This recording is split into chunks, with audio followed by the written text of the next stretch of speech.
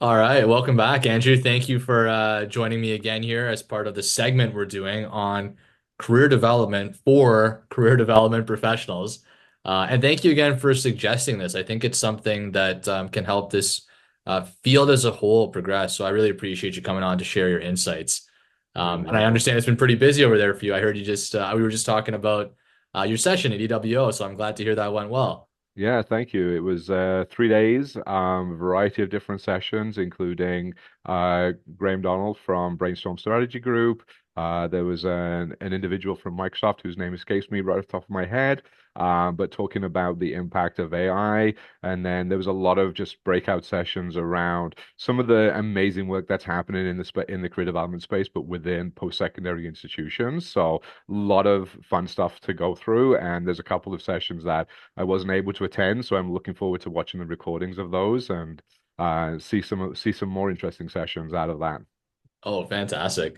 And I'd encourage folks to check out your recording as well if you're interested in learning a bit about you were covering ethics and self-care, right, Andrew? Yes, yeah, Awesome. And that really ties into, I think, a bit of what we're talking about in this segment of the podcast here. In the first part of this mini series, Andrew and I spoke a lot about the different entry points to career development, the different roles that you might be interested in taking on as career development professionals, whether you're looking to advance in your career or just get into the space in general. And in the episode today, what we're going to be talking about is a little bit about the hiring process itself and what it's like actually going through the process of becoming a career development professional as a career development professional. Because as Andrew had actually mentioned when he first joined us on the podcast, there's inherently some additional pressure yeah. if you're a career development professional looking to get into this field. So, did you want to share some insights off the bat on that, Andrew? What have you seen this process be like for folks who are coming into the space, and are there things that have jumped out at you that we can start talking about? Yeah, I think probably one of the first things that jumps out the most is just the reality that you're probably individuals applying to roles within the career development space are probably being judged. I don't want to say harshly, but there's almost a secondary level of judgment because, in addition to the fact that you're applying to a job, which is people are judging you anyway when you're applying to a job, that's just part of the job search process, whether we like it or not. But there's that extra level of critique and analysis in terms of how people are viewing the applications. Because, for example, if I'm hiring someone to write resumes, I expect that them to have a good resume. If am hiring someone to do interviews, I expect that candidate to be good at interviewing. It's like the old adage, you never trust a skinny chef. Because it's like, do they not trust their own food? Yes. And so there is that extra level of judgment because you're expected to be, even with an entry level role at times, you're expected to have a certain level of knowledge and to be able to work with others in terms of developing those skills. I see it. I personally saw it when I was kind of applying to some different manager roles because one of the things that was being looked for was those management skills. And as someone that wasn't in a management role, it was like, well, how do I get these management skills? Because now I'm being asked to, how do I manage people? And people are looking for evidence of managing people. So how do I gain those things? And so it's really kind of fine-tuning and being able to present any opportunities or any things that you have that are related, but presenting them as strongly as possible. So for example, and again, like I've just recently gone through the hiring process. Yeah. And I know a number of friends of mine that have recently secured new roles. One of my friends secured a job in a totally new area for them. And so one of the things that they made sure that they were doing was that, again, presenting everything as strongly as they possibly could. So even though they may not have had the experience in that particular field, they were able to really clearly identify what the skills were that the employer was looking for and really highlight those things, but more importantly, showcase the passion. And I think and we can dive into this a little bit more, but I think that's really the big part because that passion piece can help cover up a lot of sometimes inadequacies or sometimes lack of experience at times because it shows that this is a person that really wants to jump in, really wants to do well from that perspective.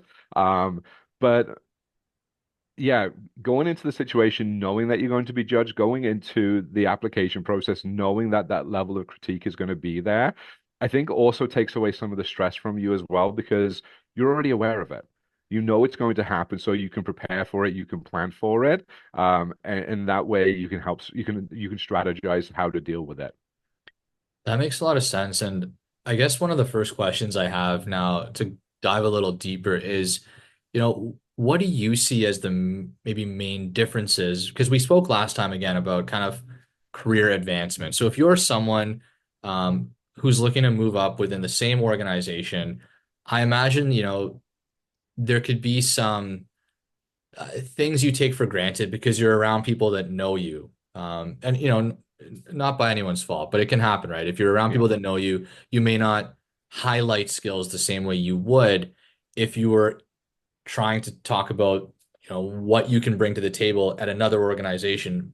But at the same time, you mentioned that is another path for advancement is yeah, to, take what you've learned at one organization and bring it to another. So the kind of question I'm wondering is here is, what do you see as the main differences? If someone wants to advance internally, what might they be missing? And if they want to take their skills to another organization, um, what can they do to make sure they do highlight the skills to people that don't know them? yeah. So I would say, first of all, for those that are looking at developing within their own organization, so two things that I would recommend. Number one is really take advantage of the opportunities that present themselves. Again, I could look back at my own career, and earlier on in my career, I was just kind of focused on my work. I was really just focused on doing what I needed to do and to be as good as I could with my job. I wasn't really thinking ahead too much in terms of my future career. Hmm. But when I did start thinking ahead and start thinking about where I wanted to take my career, I had some really good conversations with a supervisor and with an associate director and with a director, and each one of them was talking about look at some of the areas that not just in terms of improving weaknesses, because everyone knows to improve those weaknesses, but also look at, the areas that you are strong in and how you can get even stronger in those areas. And part of that is by taking advantage of some of the opportunities that exist.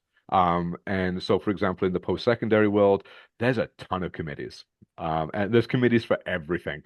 So being different parts of committees can really help to sharpen those skills, but also to improve some of the weaknesses that you have. Yes, it's an additional layer of responsibility, but the benefits that come out of them, are numerous. Like the fact that I've built my network within Brock comes from being part of a lot of the committees that I'm on, because you get to engage with so many different people, and other opportunities come from there as well. But also just part of the skill development piece, because when you're on a committee, there's lots of little different things to do. So you can kind of push yourself a little bit and be like, yeah, I can kind of get involved in this. It's not usually something I would do, but no one else is doing it. So yeah, I might as well figure out how to do it and I can Google it or AI it and work through it that way. So I think that's part of it is taking advantage of those opportunities. But the other piece, and this is going to sound a little bit silly and a little bit irreverent, but treat people like they're stupid. Um, so treat people like they don't know you. Treat people like you are a complete stranger because, like you said, when people know us, we think that they know everything about us. And realistically speaking, they don't. Or because they know us, they've either assumed things about us or forgotten things about us. I remember having a conversation with somebody, and we've worked together for like the last 10 years. And they mentioned something, and I'm like, I had totally forgotten that we worked on that committee together like 8, 9 years ago. And I'm like, how did I forget that? Like, because we had a lot of fun doing it, but because it was 8 years ago, totally forgotten. Like pre-COVID, like our memory has gone completely. So treat people like they don't know you. And just imagine when you're putting together that application or when you're getting ready for that interview, that you are presenting yourself to complete strangers, because that will help change your mindset. Because instead of thinking, oh, well, I'm talking to my boss, she knows who I am. That's a different mindset when you're like, I'm applying to this person that I don't know who. Because if you were to apply to a similar role at another organization, that's how you would act. You would assume that they know nothing about you. And so you would probably go that extra mile in terms of giving all those skills. Yeah, And then I that's a, think, oh, sorry, go ahead, go. Andrew. No, no, please continue. I was going to say, like, and then that kind of leads into the next part around when you're applying to jobs with other organizations. Um, it's really hard to kind of get a sense from a job posting in terms of really what they're looking for. So in that situation, you need to find somebody that does know. And so really reaching out and making that connection.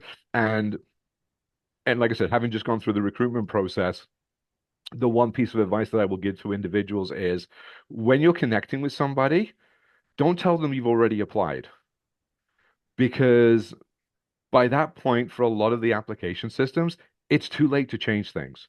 I've had a number of conversations with individuals that are like, "Hey, I just applied to this job. Really would love to connect and tell you more about how, my skills are really beneficial to the position." And I'm like, "That's great, but I see you're missing X, Y, and Z. Can you tell me a little bit more about that?" And they're like, "Oh yeah, sure. I've done this, I've done this, I've done this." And I'm like, okay, well, now you need to try and go back and change your application because that wasn't on the application. Right. And sometimes that can be really challenging depending on the organization and what their system is. So, definitely reach out to individuals to have the conversation, but wait till you've spoken to them before you actually apply. Because if there are those little tweaks that need to be made, you don't want to miss that opportunity to change them. That makes a lot of sense. And it's funny, Andrew, I was expecting, the strategy to be different if you're applying internally or externally, but there actually are a lot of similarities I'm hearing there. And they both kind of started with have a conversation, whether it's you talking to a boss or a manager at the company you're at, or by trying to reach out to have conversations ahead of time, where you're planning to go.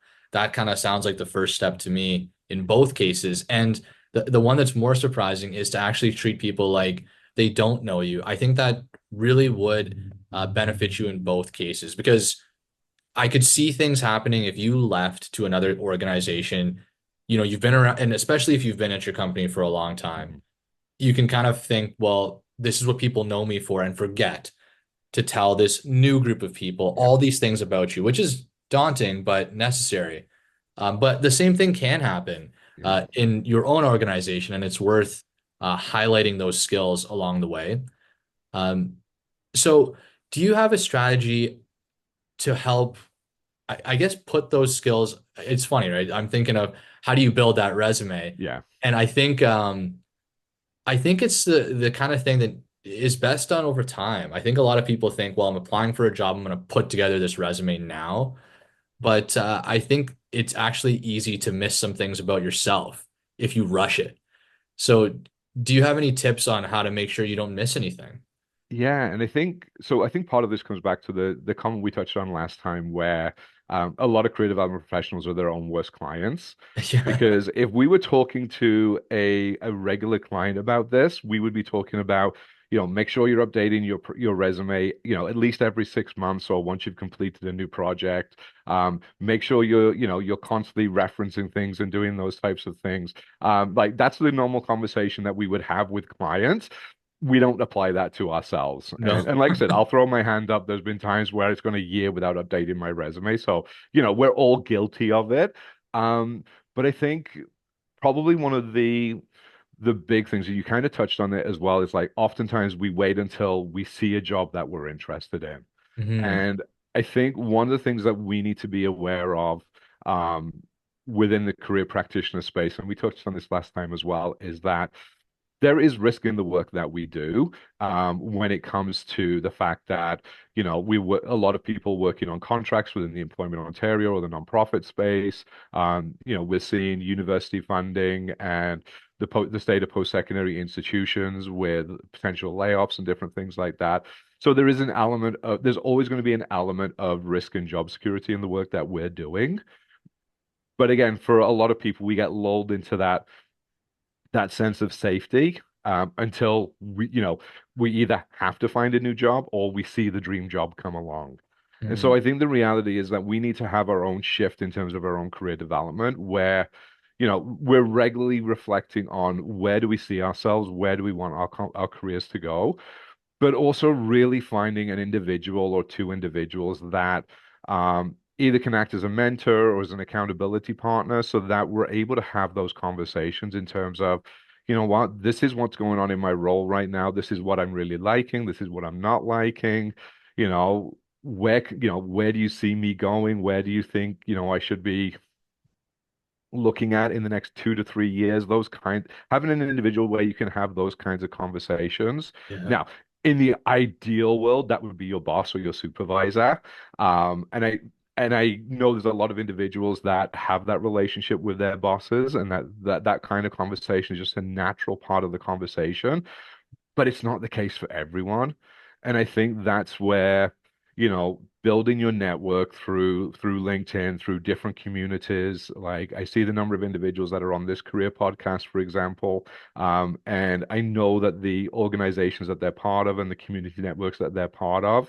And they're big networks. So it's really easy to connect with some of those networks and finding, individuals within those networks that you relate with, that you can connect with is really, really beneficial from that side of things. Yeah. So really making the effort to find that mentor, that someone that you can really talk to about your career is really important from a long-term perspective. Yeah, which is kind of ties back to the beginning. It's something that I'm sure many people recommend and has tremendous value, but you applying it to ourselves is definitely not always something we do. So it's a great reminder, Andrew. Um, and you had two things that I think are worth kind of just echoing here. I think something interesting can happen if you do practice what you preach in terms of updating your resume more regularly, especially on something like LinkedIn, where if people see these different things that you've accomplished along the way, and I can almost guarantee that many people forget how much they've accomplished because you're looking back, at 3, 4, 5 years worth of accomplishments, when you see that position come up, and it's hard to remember. But along the way, if you do that updating, I would imagine some interesting opportunities might come your way because someone goes, "Oh, that's interesting. You did that." Yeah. And it could generate some potential opportunities for you that way. And the other is this idea of not doing it on your own. I went for a run this morning and I had a friend in town. I always run a little longer, a little faster when someone else is there. It's having someone else there to push you, Yeah. whether it's by joining the committee, like you were saying, or reaching out for specific support, it makes a tremendous difference to have someone Yeah. else there. So I think that's a really helpful reminder. And there's so many ways to go about finding that support. So I think those are two great ways to do it. And I think that could also tie into kind of the next thing I'm wondering here is, um, as people approach these career growth opportunities, are there things uh, that they need to look out for in this space? Things that they might not be aware of just yet, but that you've seen as you've grown through your career? Yeah. So I think probably one of the things that would be the big thing is really recognizing, and again, we touched on this last time, but really recognizing the impact that you want to have. A lot of us are in this industry for a variety of reasons. Rarely are we in this role for the money. But a big part of why we do the work we do is we want to make an impact on somebody. And whether that could be a community, whether that could be a group of individuals, whether that could just be society in general, we want to have an impact. And so it's really identifying what that impact you want to make, and how you want to make that impact is really a big part of it. And once you know what that impact is or where you want to make that impact, and again, recognizing as well, and this is where the reflection piece comes in, that's going to change over time as well. Like where I was in terms of the impact that I wanted to make 20 years ago, completely different to where I am right now. So, that's why we also want to make sure we're reflecting on a regular basis because, and this is just on an aside, like if you realize that the job that you're doing is no longer fulfilling you. It could very well be because you're no longer interested in the impact that you're making, or that impact has changed. So that's something to be aware of. But once you've kind of recognized what the impact is that you want to make, it's finding those individuals and finding those organizations that share that same desire, share that same interest in making an impact, and looking at those organizations for the types of roles that they have, or engaging in conversations with those like-minded individuals that can point you in the right direction. I recently had a conversation a few weeks ago with somebody because of one of the roles that I was advertising. And as we were chatting, I'm like, you know what? You don't want to apply for this job. This is not the job for you, okay? Because Huh. you're not going to like it. It's not going to be enjoyable. It's not going to fulfill you. But there's this job coming up in a couple of weeks that would be interesting to you. And I think that one would be a much better fit for you. Huh. And a couple of weeks went by, the role was posted. I reached out to him to say, hey, here's the role. He's like, yeah, you're right. You know what? I'm glad I didn't apply. I'm going to apply for this one instead. So, Interesting. by having, again, it's having those conversations, making those connections, and really understanding what that impact is that you want to make is really going to help you to identify what is that next step going to be for you. And it's funny, I think that type of thinking is best done with another person because it's a little difficult to ask yourself those questions sometimes, because it's a big question, you know, Yeah. and if you're grappling with that on your own, um, it's a lot to try to process. But if you're talking to someone else and they're, asking, well, what about this? What about that? Or just sharing an insight like you did with that individual, it can make all the difference. So again, there's lots of ways to go about it, from what I've heard so far, whether it's t getting involved in something else that's going on in the workplace or just booking time for a call with someone like yourself. Um, it's well worth doing.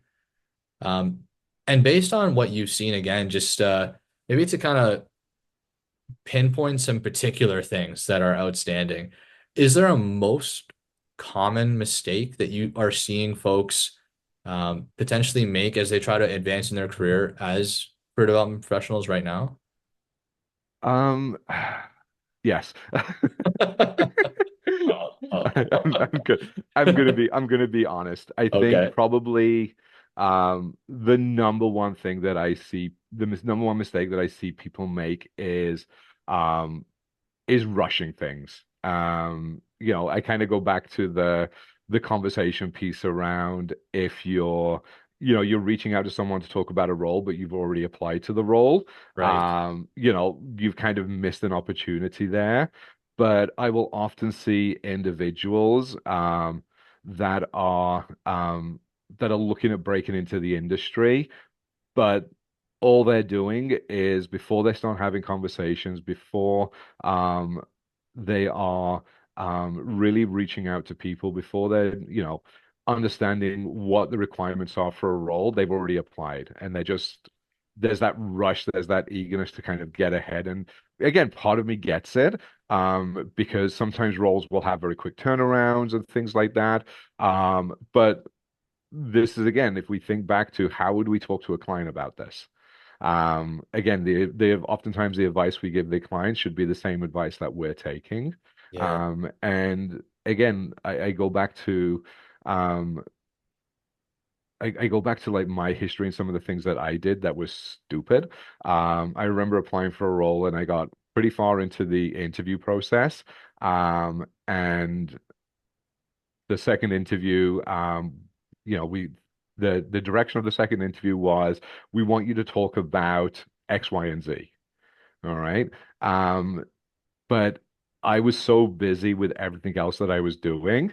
I'm like, I'll put off my preparation. I won't worry about it. I've got all day Saturday and Sunday to worry about it.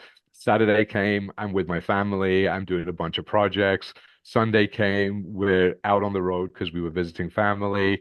Monday morning came, and my interview's in the afternoon, and I'm like, well, I have clients that I'm seeing all Monday morning, and so I'm literally trying to prepare for this second interview in between clients. So I'm like, well, I'm not going to do a presentation. I'll just kind of wing it a little bit. And obviously, you know, Didn't go well. Got the feedback from the second interview, and they said, "Yeah, we were expecting a presentation. You didn't deliver a presentation." And I'm like, "You're right." I'm like, I knew better. I chose not to do that because I was too busy with everything else, and that's on me. And so really, and so um, that's just sort of an example from a job posting, but just in terms of our career in general, a lot of people look at their career as, you know, when the right opportunity comes up, then I'll worry about it. Yeah. Or when I see this happen, or when I get this degree or this certificate, then I'll worry about the next stage. But a lot of times we really need to start planning in advance so that when we do get that certificate or that degree or that whatever it is, we're already prepared to do the next step as opposed to getting it and then figuring it out from there. So that piece around rushing, I think, is probably the number one mistake that everybody makes Yeah. when it comes to their job search. I have a feeling people in this space are particularly susceptible to that because when I'm listening to, and thank you for sharing that story, Andrew. I've been in that position myself. But for this group of people who is so quick to help others, I can just see how preparing for something like that interview gets put off because, well, so and so needs something, and your clients need something, and the next person needs something. And even though you know you need to do that prep for yourself, it's easy to put off when you're the kind of person who wants to help others, which is the majority of this entire field. So I think this is such an important reminder that it's okay to spend that time. And if you do that little bit along the way, it doesn't become, a mountain, and that it's okay to spend time focusing on yourself and Yeah. bettering yourself. And maybe just to close it out, if you have time for one last question here, is what's something that jumps out at you that people are doing right, that makes you go, this is someone who should be doing this.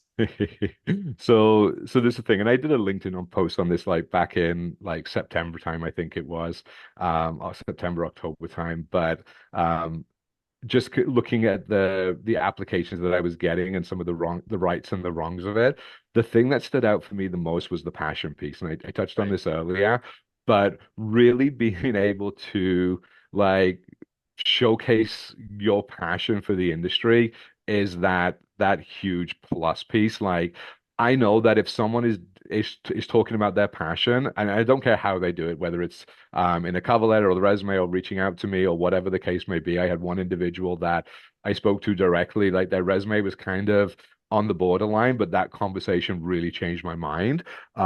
Like however you showcase that passion, that speaks volumes. It means that I know that you're going to show up every day excited to be in the role. I know you're gonna want to learn. I know you're gonna want to develop yourself and be the best possible person in that role that you can be, and that you have that commitment. That thing, I think, for everybody, that's the thing that's going to spark interest and spark conversation. And like that's not just for me. Like I talk to a lot of people that are going through the recruitment process and other managers that I work with. And that passion, that excitement, that's going to stand you head and shoulders above everybody else.